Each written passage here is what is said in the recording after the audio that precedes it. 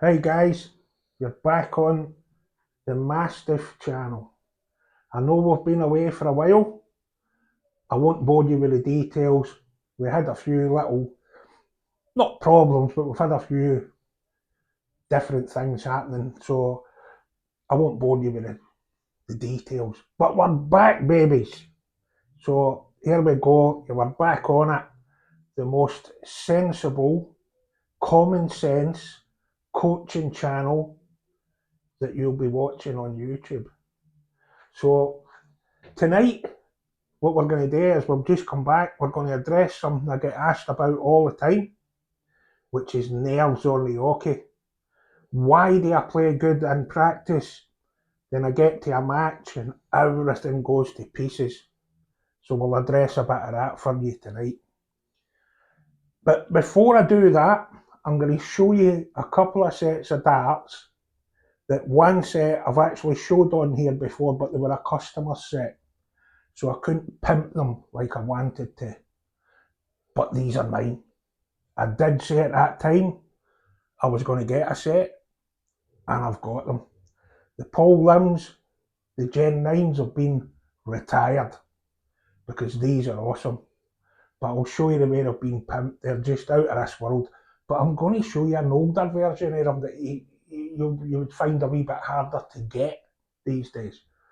So without further ado, I'll show you what I'm playing with just now, and I'll show you how they've been pimped.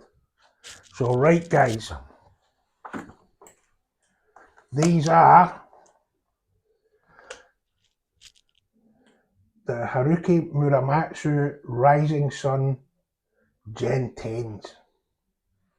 So these are absolutely, this is the box they come in, obviously the darts are not in there, but this is how they come. I keep all these, I'll never take these flights out the box. So I've got different flights in them, but these are an absolutely stunning set of darts. So you've probably seen these, I know you've seen these on this channel before. Now, have a look at that. Now, they've got 40mm blue premium points put in them, and they've also got Haruki Muramatsu Special Edition Target K-Flex on them. Are they not stunning? If you look on this part here, that's supposed to be a racing tyre. This part here is supposed to be part of the wheel. Now, I don't know what the association is with Haruki Muramatsu and racing. I don't know where that comes in, but I'm here to tell you these darts are amazing. They feel fantastic in the hand. They're just a stunning, stunning dart. Lovely to throw. And those points, I mean, they just go perfect with them, don't they? Now, every Haruki Muramatsu dart that's ever been launched, they've always been a, let's just say, a funny shape. But they've always been so nice. So I've managed through Lewis at On Point Darts, thanks Lewis, and as you can see I'm sporting an On Point Darts shirt tonight, which these are available from On Point Darts, would you believe? So these it's the darts I'm playing with, but these other darts Lewis managed to get these for me. These are actually a Generation 7 version of these Gen 10s. Box is a bit anime. Wait till you see these.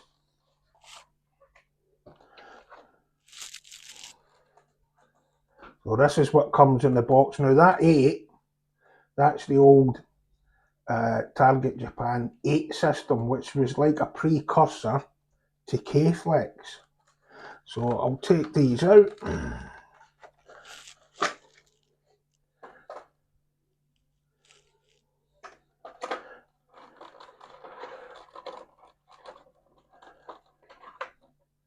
Now, look at these. Absolutely stunning. If you see what I mean about all his darts were actually a strange shape, I would say these are one of the strangest.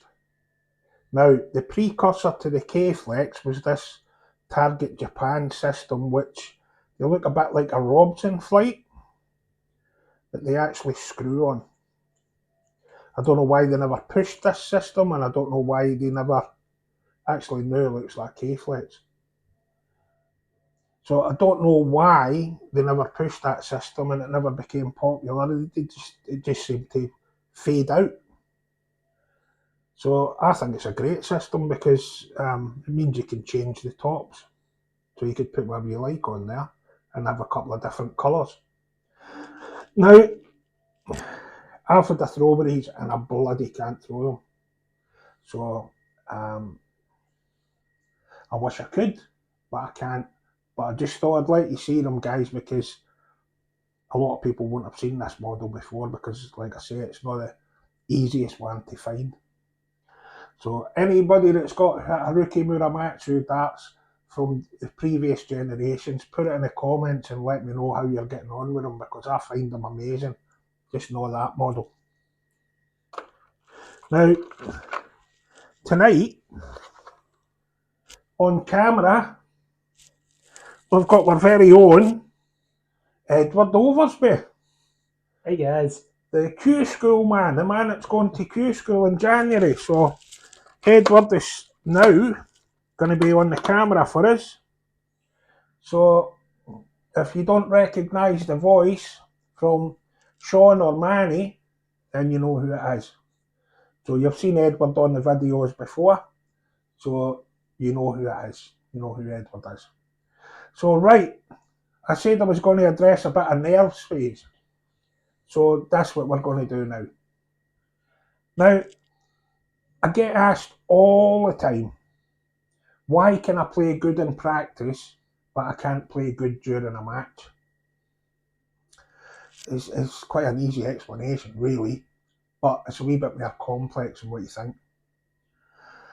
Most players, if you see them getting interviewed after a game, the top players, they'll say, if I could bring my training game to the stage, I'd be unbeatable. Because it's the same for them as it is for anybody. It doesn't matter what stage of your darts career that you're at or what stage of the game you play. It's the same for everybody. When you're practicing at home, you've not got people watching you, you're not under any pressure, there's no drunk people moving about and banging into each other and shouting. You don't get any of that. So you can learn to deal with distractions through the Phil Taylor way, I call it, because this is the way he dealt with it. He played loud thrash metal music through a speaker really loud as he was practicing because he doesn't like thrash metal music. So he was practicing listening to something that he didn't like. So when he's up on stage and he hears the crowd singing and then he doesn't like it, it's just nothing to him because he's used to practicing like that. I would say never ever practice with no distractions in a silent, empty, nothing else room. Always have a TV on, some music on, some sort of distraction because you'll never play in a totally silent venue or a totally silent pub or wherever you're playing. That's just not going to happen. So get used to a wee bit of noise while you practice. Now, nerves aren't nerves. Nerves is just a build-up of adrenaline. So the more adrenaline your body's producing, it feels like you're nervous. But it's not actually nerves. It's your nerve endings, but it's not your nerves. So you're not nervous, you're just building up adrenaline. So if you can control that adrenaline, then you can control how you feel and how relaxed you are on the oche. Now there's various ways of doing it. Most people, they don't like people watching them when they're playing. The good players love people watching them when they're playing. But guys that are just coming through and they're not used to crowds and they're not used to people watching them, then they get all excited and they get a bit, and the adrenaline builds up. Now the adrenaline's all worked through your body because your heart starts going faster and you're pumping all sorts of stuff through your body quicker. So if you can control your heart rate, you can control the adrenaline. So you'll have heard people before saying use breathing techniques. They actually work. They've been proved to work. So the two things that I would ask you to try, first of all, is you've probably heard them. One of them I know you've heard on this channel before, is when you're up there and before you go to throw, think of something you really like. I've also gave you the example of just say to yourself 180, 180, 180 or 60, 60. Just say something to distract your mind away from what's happening around you. But also trying to calm you down, you can use a breathing exercise with that. So it's one that's been used for years in different sports, and I just call it the 4-4-6. So basically, you breathe in through your nose for 4 seconds. So a nice,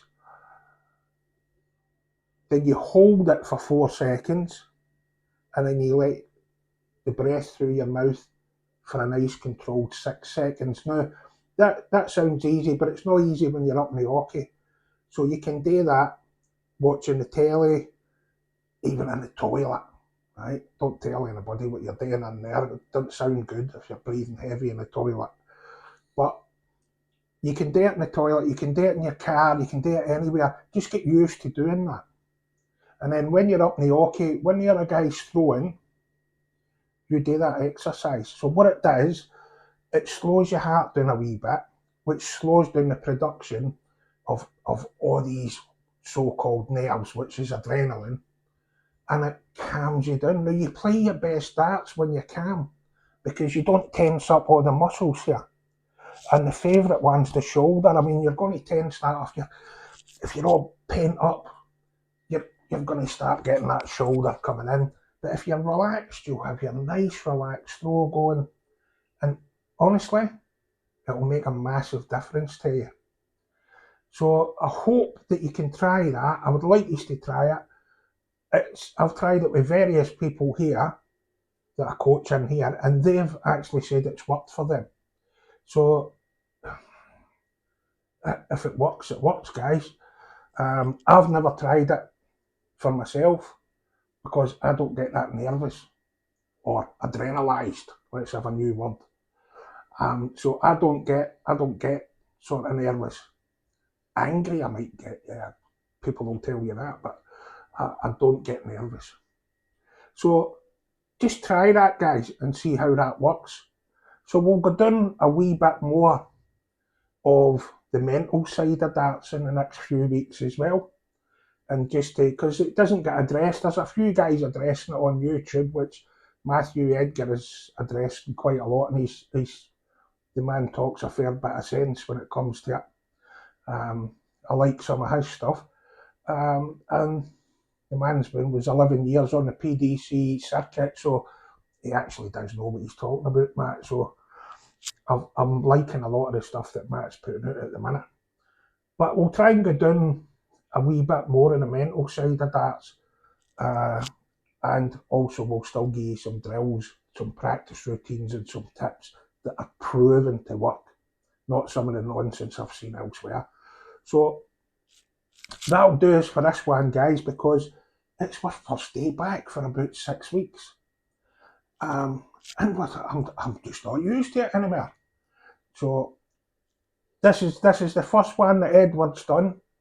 So we'll put this will get put up this week, and then they'll start coming through thick and fast again. So sorry about the delay, guys, but we're back and we'll be staying. So follow us through to the next one, and just remember, like, subscribe, hit the notification button because it helps us to help you, and if you don't, the Mastiff will come around.